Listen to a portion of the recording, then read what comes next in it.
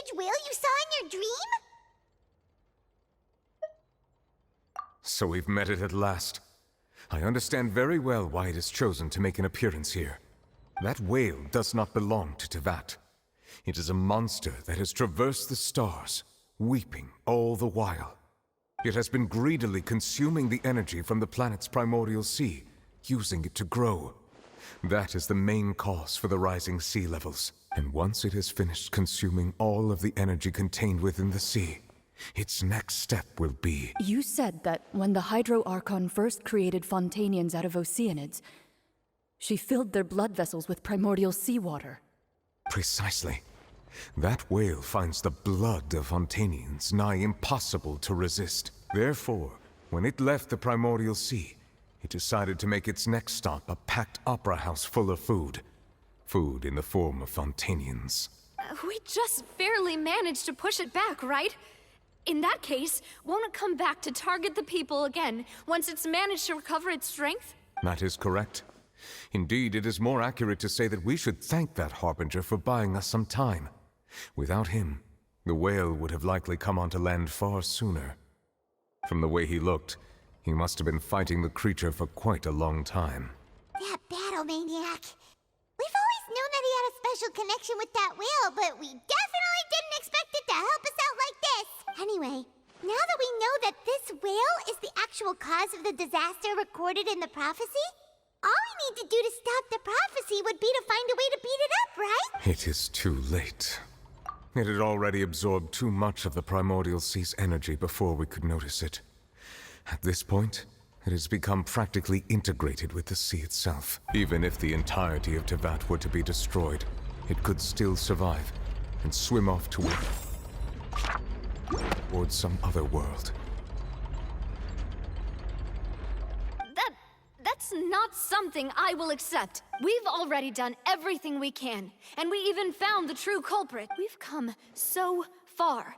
You can't just tell me that the last hurdle is some impossible foe. That's just not fair. Indeed. That's not how a grand performance should end. I'll fight it to the end. No matter what. So the prophecy will be fulfilled no matter what, huh?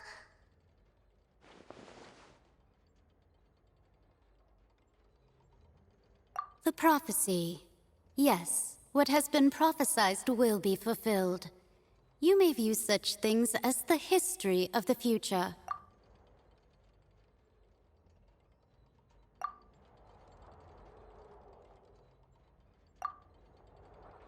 Just as prophecies are usually only the future as seen from the perspectives of the gods, could things be happening in hidden corners where the gods' gaze does not fall? Ultimately, fate shall serve as your only guide, no matter what will happen in Teyvat's future. All you need to do is to play your part.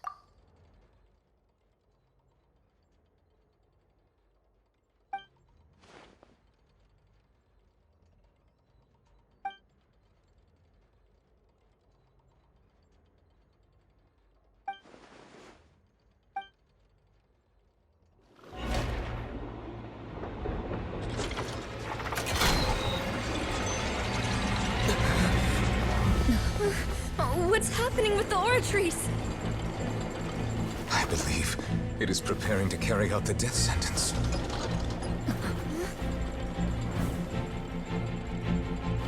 Farina!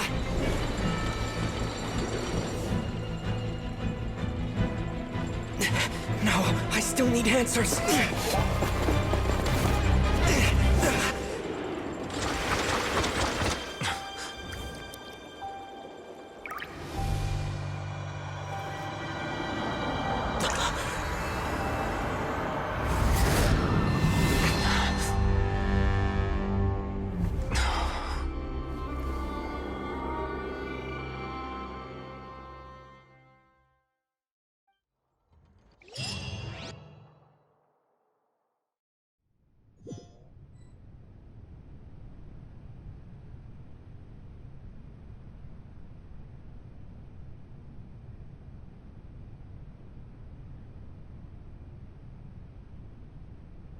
You...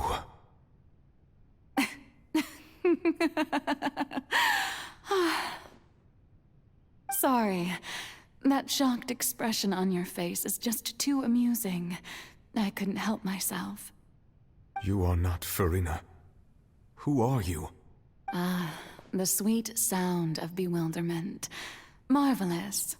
A sure sign that my attempt to deceive everyone was a resounding success. But to answer your question, I am Focalor. You know, the god. Focalor. Why did you deceive us? Oh, that wasn't my goal, of course. Goodness, no. But I had to fool everyone else too, if I was to stand any chance of deceiving the heavenly principles. Deceiving the heavenly principles? It's all because of that pernicious prophecy. Dreadful, wasn't it? Everyone doomed to dissolve. Fontaine condemned to be flooded. One was not amused. In fact, one was positively bemused when that problem was thrust upon me by my dearest predecessor. That's the former Hydro Archon Egeria for the uninitiated. It hardly gets more disastrous than a preordained national catastrophe, now does it? She knew full well that the prophecy would surely come to pass. And as one of the seven, she also knew full well that one defies the heavenly principles at one's peril. So yes, as you have no doubt surmised, it was a rather impossible situation that I found myself in. I spent a terribly long time mulling it over, alone on the ocean floor. And I was almost growing barnacles by the time I finally realized there was only one possible solution to this confounding conundrum. I had to outwit the heavenly principles, allow the prophecy to be fulfilled, ostensibly at least, while saving everyone at the same time. I'm a genius, I know. I can only assume that's why Egeria chose me as her successor.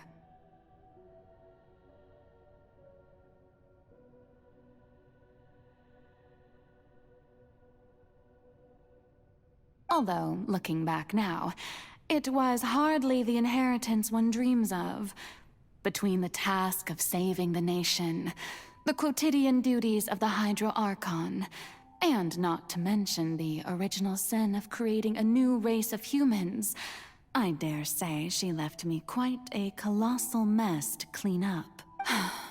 But one can only play the hand one is dealt.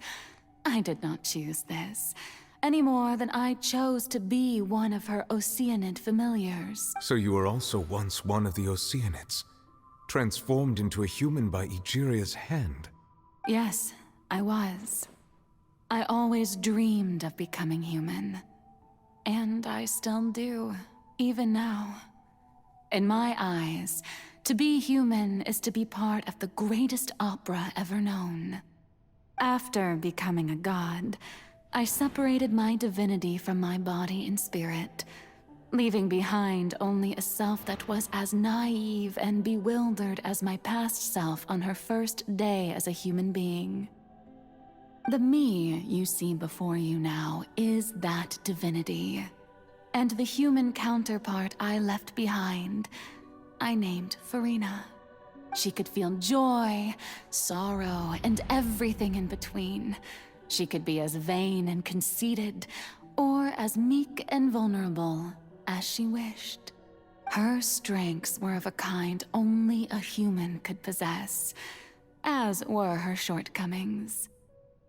But in my eyes, Farina's humanity was what made her perfect. She was perfectly human in every way.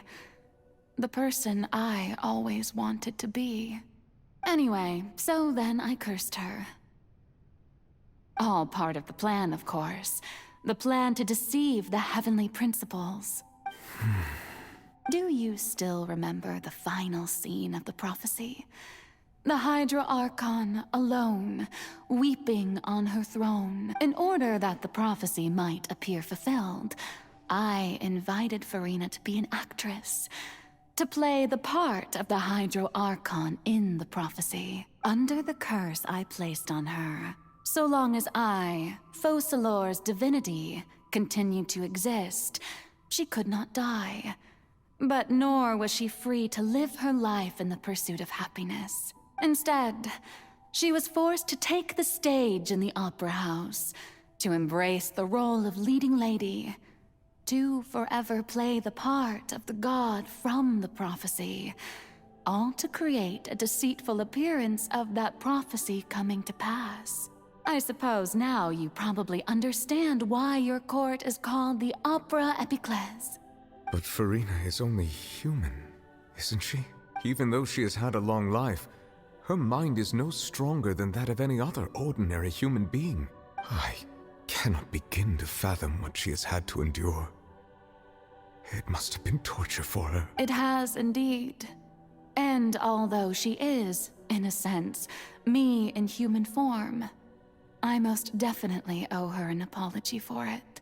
It's been 500 years, and all along, she's been playing her part in the most unimaginably long, unbearably lonely, and agonizingly painful opera of all time.